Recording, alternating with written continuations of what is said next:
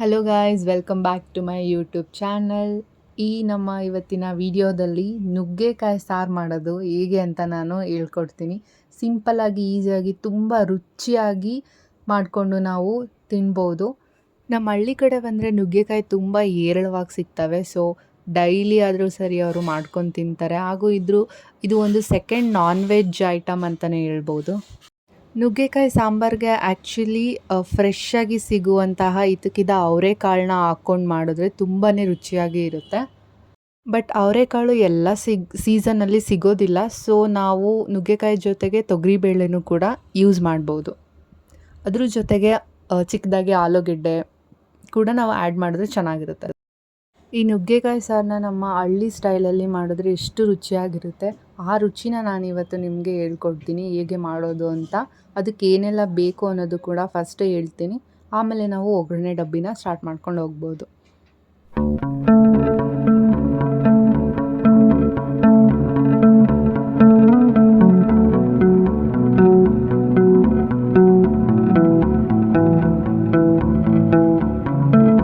ನನಗೆ ಅವರೆಕಾಳು ಸಿಕ್ಕಿತ್ತು ಆ್ಯಕ್ಚುಲಿ ಮಾರ್ಕೆಟಲ್ಲಿ. ಸೊ ಅದನ್ನು ತಂದು ಸಿಪ್ಪೆ ಎಲ್ಲ ಬಿಡಿಸ್ಬಿಟ್ಟು ನಾನು ಒಂದು 3-4 ಅವರ್ಸ್ ಇಲ್ಲಿ ಸೋಕ್ ಮಾಡಿದ್ದೀನಿ. ಬೇಗ ನೀವು ಇದನ್ನು ಹಿತ್ತಕಬೇಕು ಅಂತ ಅಂದರೆ ಒಂದು ಸ್ವಲ್ಪ ಸುಣ್ಣ ಆ್ಯಡ್ ಮಾಡಿ ಅದ್ರ ಜೊತೆಗೆ ಬಿಸಿ ನೀರೊಳಗಡೆ ಹಾಕಿದ್ರೆ ಬೇಗ ಇದನ್ನು ಬಿಡಿಸ್ಬೋದು ನಾವು. ತುಂಬ ಟೈಮ್ ತಗೊಳ್ಳಲ್ಲ. ಇಲ್ಲಾಂದರೆ ಓವರ್ ನೈಟ್ ಎಲ್ಲ ನಾವು ಇದನ್ನು ಸೋಕ್ ಮಾಡಬೇಕಾಗುತ್ತೆ. ನಮ್ಮ ಹಳ್ಳಿ ಕಡೆ ಎರಡೂ ಕೈನ ಯೂಸ್ ಮಾಡಿಕೊಂಡು ತುಂಬ ಫಾಸ್ಟಾಗಿ ಇದನ್ನು ಬಿಡಿಸ್ತಾ ಹೋಗ್ತಾರೆ. ಬಟ್ ನನಗಷ್ಟು ಬರಲ್ಲ. ಸಿಂಗಲ್ ಕೈಯಲ್ಲೇ ನಾನು ಮಾಡ್ತೀನಿ. ಅವ್ರು ಮಾತಾಡ್ಕೊಂಡೇ ಪಟ ಅಂತ ಬಿಡಿಸಿರ್ತಾರೆ. ನಮಗೆ ಅಭ್ಯಾಸ ಇಲ್ಲ. ಅವರೆಕಾಳು ಬಿಡಿಸಿದ್ದು ಮುಗ್ದಿದೆ. ಒಂದು ಫೋಟೋಶೂಟ್ ಕೂಡ ಮಾಡಿಕೊಂಡೆ ಅವರೆಕಾಳು ಜೊತೆಗೆ. ನೆಕ್ಸ್ಟು ಬೇಕಾಗಿರೋದು ನುಗ್ಗೆಕಾಯಿ. ಫ್ರೆಶ್ ನುಗ್ಗೆಕಾಯಿ ಇದ್ದರೆ ತುಂಬ ಟೇಸ್ಟಿಯಾಗಿರುತ್ತೆ. ಅದರಲ್ಲೂ ಕೂಡ ಎಳೆ ನುಗ್ಗೆಕಾಯಿ ತೊಗೊಬಂದರೆ ಇನ್ನೂ ಚೆನ್ನಾಗಿರುತ್ತೆ. ಬಲ್ತಿರೋದೆಲ್ಲ ಪರ್ಚೇಸ್ ಮಾಡೋಕ್ಕೆ ಹೋಗ್ಬೇಡಿ. ಮಾರ್ಕೆಟಿಂದ ತರೋರು ನೋಡಿಬಿಟ್ಟು ಎಳೆದನ್ನೇ ತೊಗೊಳ್ಳಿ. ಸಾಂಬಾರು ತುಂಬ ಟೇಸ್ಟಿಯಾಗಿ ಬರುತ್ತೆ. ಫಸ್ಟು ಅದ್ರ ಸಿಪ್ಪೆನೆಲ್ಲ ಈ ಥರ ಸಪ್ರೇಟಾಗಿ ರಿಮೂವ್ ಮಾಡಬೇಕು. ಅದಾದಮೇಲೆ ಒಂದೊಂದನ್ನೇ ಚಿಕ್ಕದಾಗಿ ಪೀಸ್ನ ಕಟ್ ಮಾಡಿಕೊಂಡು ಮತ್ತೆ ಅದರಲ್ಲಿ ಫೈಬರ್ ಬರುತ್ತೆ, ಅದನ್ನು ಮತ್ತೆ ರಿಮೂವ್ ಮಾಡಿ ಸಪ್ರೇಟ್ ಮಾಡ್ಕೋಬೇಕು. ಇದು ಸ್ವಲ್ಪ 1/2 an hour ಟೈಮ್ ಹಿಡಿಯುತ್ತೆ. ನಾನೊಂದು 8 ಮೆಂಬರ್ಸ್ಗೆ ಮಾಡಿದ್ದೀನಿ ಆ್ಯಕ್ಚುಲಿ ಇದನ್ನು. ಸೊ ಅದಕ್ಕೆ ತುಂಬ ನುಗ್ಗೆಕಾಯಿ ಇದ್ದಾವೆ, ತುಂಬ ಟೈಮ್ ತೊಗೊಳ್ತು ಬಿಡಿಸೋದಕ್ಕೆಲ್ಲ. ಫೈನಲಿ ಎಲ್ಲ ನುಗ್ಗೆಕಾಯಿನ ಕಟ್ ಮಾಡ್ಕೊಂಡಿದ್ದಾಯಿತು ನಂದು.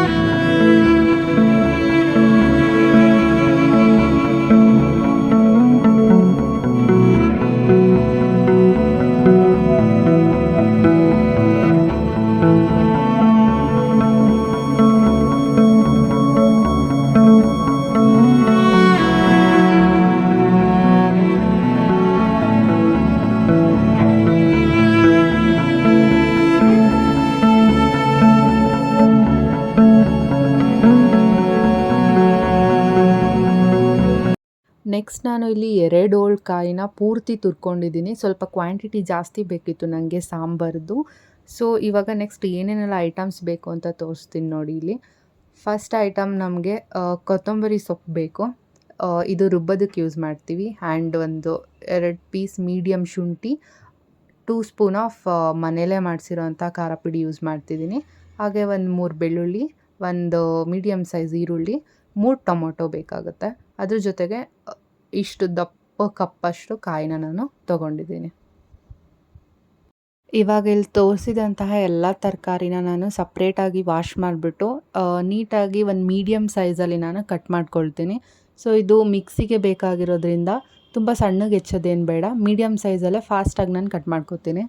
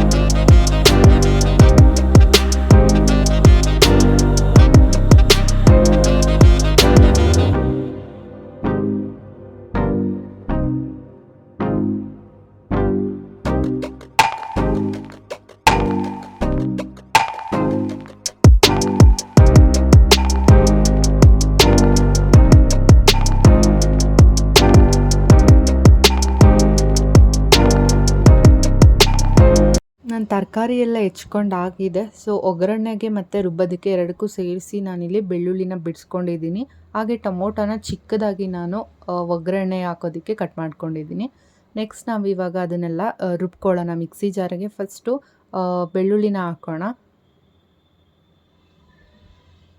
ಬೆಳ್ಳುಳ್ಳಿ ಜೊತೆಗೆ ನಾನು ತೊಗೊಂಡಿದ್ದಷ್ಟು ಫುಲ್ ಕಾಯಿ ತುರಿನ ನಾನು ಆ್ಯಡ್ ಮಾಡ್ತಾ ಇದ್ದೀನಿ.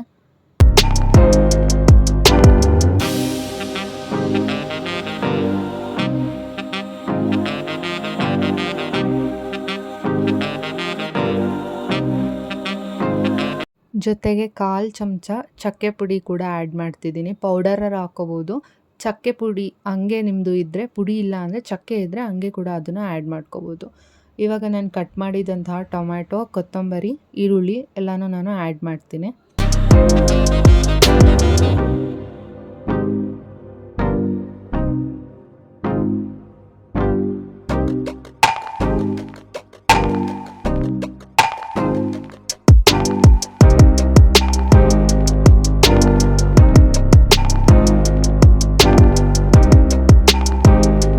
ಒಂದು ಸ್ವಲ್ಪ ವಾಟರ್ನ ಆ್ಯಡ್ ಮಾಡಿಕೊಂಡು ಇವಾಗ ಸ್ವಲ್ಪ ಮಿಕ್ಸಿ ಮಾಡ್ಕೊತೀನಿ. 3 ಮಿನಿಟ್ಸ್ ರುಬ್ಬಿದ್ಮೇಲೆ ಇದಕ್ಕೆ 2 ಸ್ಪೂನ್ ಆಫ್ ನಾನು ಖಾರ ಪುಡಿನ ಆ್ಯಡ್ ಮಾಡ್ತೀನಿ. ಮುಂಚೆನೇ ಆ್ಯಡ್ ಮಾಡಿದ್ರೆ ಖಾರ ಪುಡಿ ಎಲ್ಲ ತುಂಬಾ ಪೇಸ್ಟ್ ಆಗಿಬಿಡುತ್ತೆ, ಅದು ಚೆನ್ನಾಗಿ ಬರಲ್ಲ. ತರಿಯಾಗಿದ್ದರೆ ಚೆನ್ನಾಗಿರುತ್ತೆ ಅಂದ್ಬಿಟ್ಟು ನಾನು ಲಾಸ್ಟಲ್ಲಿ ಆ್ಯಡ್ ಮಾಡ್ತೀನಿ. ಇವಾಗ ಮತ್ತೆ ನಾನು ಮಿಕ್ಸಿ ಮಾಡ್ಕೊತೀನಿ. ಕಟ್ಟಿಂಗ್, ಗ್ರೈಂಡಿಂಗ್ ಎಲ್ಲ ಕೆಲಸ ಮುಗಿದಿದೆ. ಇವಾಗ ಒಗ್ಗರಣೆ ಡಬ್ಬಿ ಸ್ಟಾರ್ಟ್ ಮಾಡೋದಷ್ಟೇ ಬಾಕಿ. ಸೊ ಒಂದು ಸ್ವಲ್ಪ ಬೆಳ್ಳುಳ್ಳಿ ಹೆಸ್ಲನ್ನ ತೊಗೊಂಡು ನಾನು ಚೆನ್ನಾಗಿ ಜಜ್ಕೋತೀನಿ. ಇದು ಒಗ್ಗರಣೆಗೆ ಯೂಸ್ ಮಾಡ್ತಾ ಇರೋದು. ಇದಾದಮೇಲೆ ಇವಾಗ ಒಗ್ಗರಣೆಗೆ ಏನೇನು ಐಟಮ್ಸ್ ಬೇಕು ಅಂತ ನಾನು ಹೇಳ್ತೀನಿ. ಫಸ್ಟ್ ಈರುಳ್ಳಿ ಬೇಕು, ಸಣ್ಣದಾಗಿ ಹೆಚ್ಚಿರೋಂಥ ಈರುಳ್ಳಿ. ಟೊಮೊಟೊ ಕೂಡ ಆ್ಯಡ್ ಮಾಡ್ಕೋಬೋದು.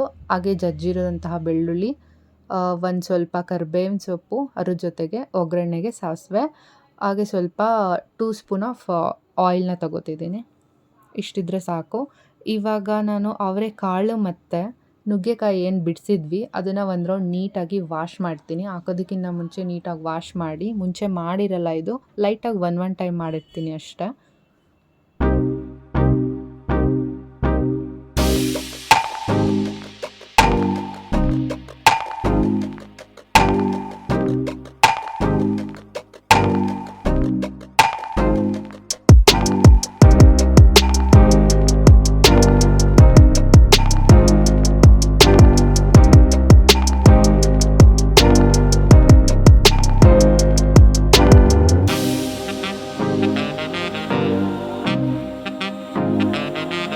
ಸ್ವಲ್ಪ ಬೇಗ ಆಗಲಿ ಅಂತ ಒಗ್ಗರಣೆ ಹಾಕೋದಕ್ಕಿಂತ ಮುಂಚೆ ನಾನು ರೈಸ್ಗೆ ಇಟ್ಕೊಳ್ಳೋಣ ಅಂತ ಯೋಚನೆ ಮಾಡಿದೆ. ಸೊ ರೈಸಿಗೆ ಅಕ್ಕಿ ಎಲ್ಲ ವಾಶ್ ಮಾಡಿ ವಾಟರೆಲ್ಲ ಆ್ಯಡ್ ಮಾಡಿಕೊಂಡು ನಾನು ಒಂದು ಕಡೆ ರೈಸ್ಗೂ ಕೂಡ ಇಟ್ಕೊಂಡೆ. ಓಕೆ, ಇವಾಗ ಒಗ್ಗರಣೆನ ಸ್ಟಾರ್ಟ್ ಮಾಡೋಣ. ಕ್ವಿಕ್ಕಾಗಿ ಒಂದು ಕುಕ್ಕರಲ್ಲೇ ಮಾಡ್ತೀನಿ. ಓಪನಾಗಿ ಕೂಡ ಮಾಡ್ಬೋದು. ಕುಕ್ಕರಲ್ಲಿ ಕೂಡ ನಾನು ಮಾಡಿ ತೋರಿಸ್ತೀನಿ ನಿಮಗೆ ಹೇಗೆ ಅಂತ ಇನ್ನೊಂದು ಸರಿ. ಇವಾಗ ಓಪನಲ್ಲಿ ಮಾಡ್ತಾಯಿದ್ದೀನಿ. ಇನ್ನೇನಿಲ್ಲ, ನೀವು ಎಂಡಲ್ಲಿ ಲಿಡ್ನ ಕ್ಲೋಸ್ ಮಾಡಬೇಡಿ. ಓಪನಾಗಿ ಮಾಡಿದ್ರೆ ಇದು ತುಂಬ ಟೇಸ್ಟಾಗಿ ಬರುತ್ತೆ ಆ್ಯಕ್ಚುಲಿ, ನೀವು ಕುಕ್ಕರಲ್ಲಿ ವಿಷಲ್ ಮಾಡಿಸೋದಕ್ಕಿಂತ. ಸೊ ಕುಕ್ಕರ್ ಸ್ವಲ್ಪ ಹೀಟ್ ಆದಮೇಲೆ ಒಂದು 2 to 3 ಟೇಬಲ್ ಸ್ಪೂನ್ ಆಫ್ ಆಯಿಲ್ನ ಆ್ಯಡ್ ಮಾಡ್ತೀನಿ ನಾನು.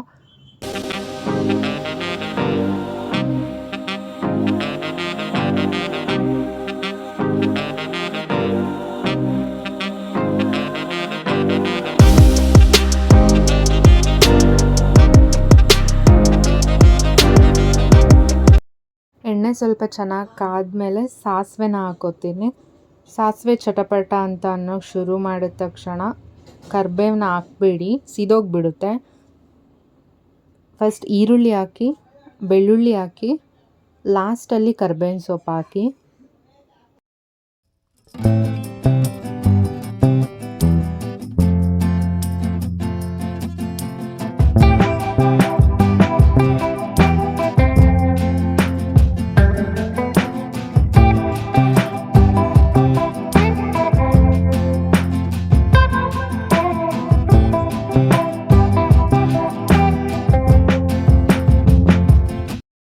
ಗ್ರೈಂಡ್ ಆಗಿರೋ ಸ್ವಲ್ಪ ಖಾರನ ತೊಗೊಂಡು, ಒಂದೇ ಒಂದು ಸ್ಪೂನ್ ಖಾರನ ತೊಗೊಂಡು ನಾನು ಲೈಟಾಗಿ ಒಗ್ಗರಣೆ ಮಾಡ್ಕೊತೀನಿ.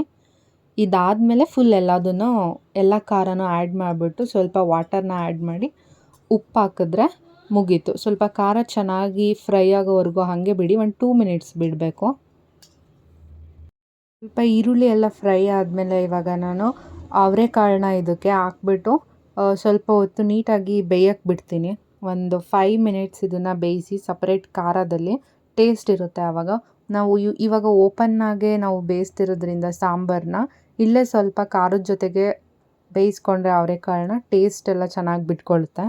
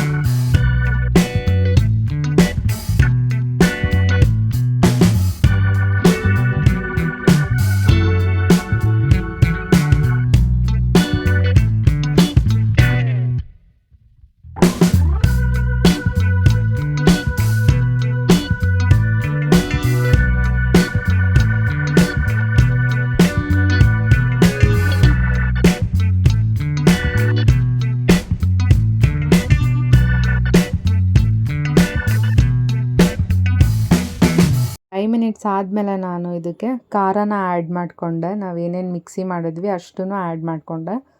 ಸೊ ಇದು ಸ್ವಲ್ಪ ಚೆನ್ನಾಗಿ ಕುದಿಬೇಕು.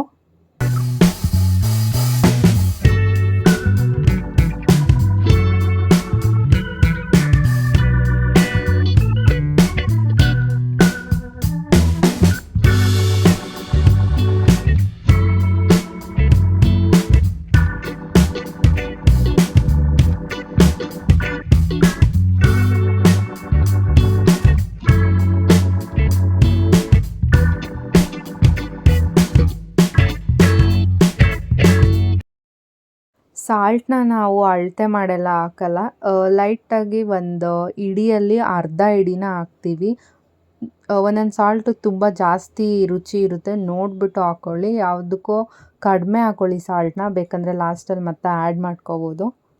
ಇವಾಗ ಒಂದು 10 ಮಿನಿಟ್ಸ್ ಇದನ್ನು ಚೆನ್ನಾಗಿ ಕುದಿಯೋದಕ್ಕೆ ಬಿಡ್ತೀನಿ.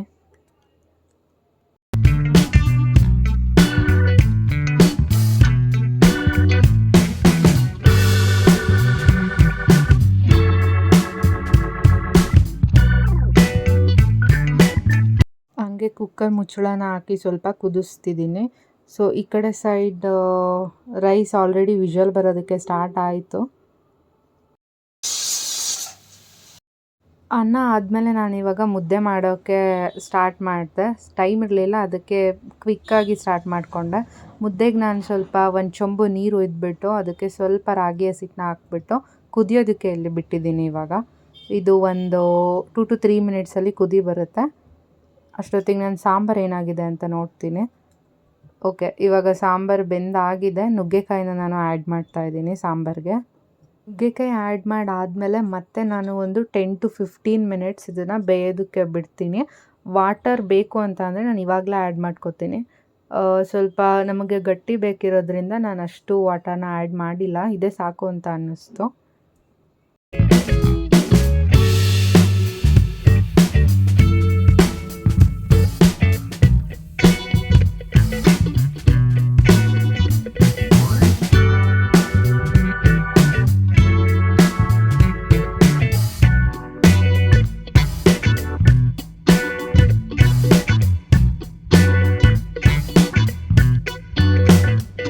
ಮುದ್ದೆಗಿಟ್ಟಿದ್ದ ನೀರು ಕುದಿ ಬಂದಿದೆ. ನಾನು ಅದಕ್ಕೆ 2 ಬಟ್ಲು ರಾಗಿ ಹಸಿಟ್ಟನ್ನ ಹಾಕೋತೀನಿ. ಇವಾಗ ನಾವು ಯೂಶ್ವಲಿ ಬಾಣಲಿಯಲ್ಲೇ ಮುದ್ದೆ ಮಾಡೋದು, ಅದರಲ್ಲೂ ಕೂಡ ಮಾಡ್ತೀವಿ. ಅಂದರೆ ಕೋಲ್ ಹಾಕ್ಬಿಟ್ಟು ತಿರುಗ್ತಾರಲ್ಲ, ಅದರಲ್ಲೂ ಕೂಡ ಮಾಡ್ತೀವಿ. ಬಟ್ ಅಷ್ಟು ಟೈಮ್ ಇರಲಿಲ್ಲ, ಅದಕ್ಕೋಸ್ಕರ ಬೇಗ ಬೇಗ ಬಾಣಲಿಯಲ್ಲೇ ಮಾಡಿಕೊಂಡೆ. ಇದರಲ್ಲಿ ಸ್ವಲ್ಪ ಈಸಿಯಾಗಿ ಮಾಡ್ಬೋದು. ಇವಾಗ ಆ್ಯಕ್ಚುಲಿ ಇಲ್ಲಿಗೆ ಕೋಲು ಉರಬೇಕು ಅಂತ ಹೇಳ್ತಾರೆ. ಈ ಬಾಣಲಿಗೆ ಕೋಲನ್ನ ಹಾಕೋದಕ್ಕಾಗಲ್ಲ. ಸೊ ನಮ್ಮ ಮನೇಲಿ ಚಪಾತಿ ಇತ್ತೋ ಅಲ್ಲೇ ಇತ್ತು. ಸೊ ಅದರಿಂದನೇ ಸ್ವಲ್ಪ ಲೈಟಾಗಿ ಈ ಥರ ಮಿಕ್ಸ್ ಮಾಡ್ತೀನಿ. ಇದು ಚೆನ್ನಾಗಿ ಇವಾಗ ಕುದಿ ಬರಬೇಕು. ಮುದ್ದೆ ಇವಾಗ ಕುದಿ ಬಂದಾದಮೇಲೆ ಯಾವಾಗ ಘಮ್ ಅಂತ ಬರುತ್ತೋ ಆವಾಗ ಇದು ಒಂದು ರೇಂಜಿಗೆ ರೆಡಿ ಆಗಿರುತ್ತೆ. ಸೊ ಆ ಟೈಮಲ್ಲಿ ನೀಟಾಗಿ ಚೆನ್ನಾಗಿ ಒಲೆ ಮೇಲೇ ಮಿಕ್ಸ್ ಮಾಡಬೇಕು. ಈ ಮಿಕ್ಸೆಲ್ಲ ಮಾಡಿ ಆದಮೇಲೆ ನೀವು ಕೆಳಗಡೆ ತೊಗೊಂಡು ಮತ್ತೆ ಚೆನ್ನಾಗಿ ಮುದ್ದೆನ ತಿರುಗಿಬಿಟ್ಟು ಕಟ್ಕೊಂಡ್ರೆ ಸಾಕು, ಮುದ್ದೆ ರೆಡಿ ಆಗಿರುತ್ತೆ.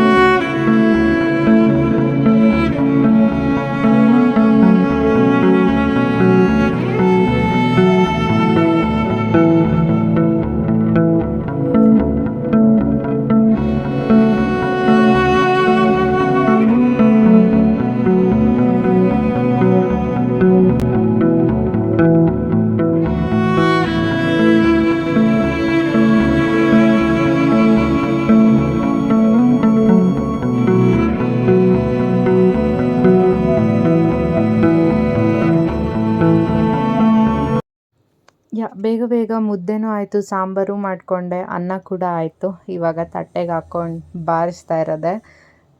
ಮುದ್ದೆ ಜೊತೆಗೆ ನುಗ್ಗೆಕಾಯಿ ಸಾಂಬಾರು ಹಾಕ್ಕೊಂಡು ತಿಂತಾಯಿದ್ರೆ ಅದ್ರ ಟೇಸ್ಟೇ ಬೇರೆ ಆಗಿರುತ್ತೆ. ಒಂದ್ಸಲ ನಿಮ್ಮ ಮನೇಲೂ ಕೂಡ ಟ್ರೈ ಮಾಡಿ. ನಾನು ಮಾಡಿದ ರೆಸಿಪಿ ನಿಮಗೆ ಇಷ್ಟ ಆಗಿದ್ದರೆ ದಯವಿಟ್ಟು ನನ್ನ ಚಾನಲ್ನ ಲೈಕ್ ಮಾಡಿ, ಶೇರ್ ಮಾಡಿ, ಸಬ್ಸ್ಕ್ರೈಬ್ ಮಾಡಿ ಅಂತ ಹೇಳ್ತಾ ಈ ವಿಡಿಯೋನ ಇಲ್ಲೇ ಮುಗಿಸ್ತಾ ಇದ್ದೀನಿ. ಮತ್ತೆ ನೆಕ್ಸ್ಟ್ ರೆಸಿಪಿ ಜೊತೆಗೆ ಬರ್ತೀನಿ. ಅಲ್ಲಿವರೆಗೂ ಟೇಕ್ ಕೇರ್, ಬಾಯ್.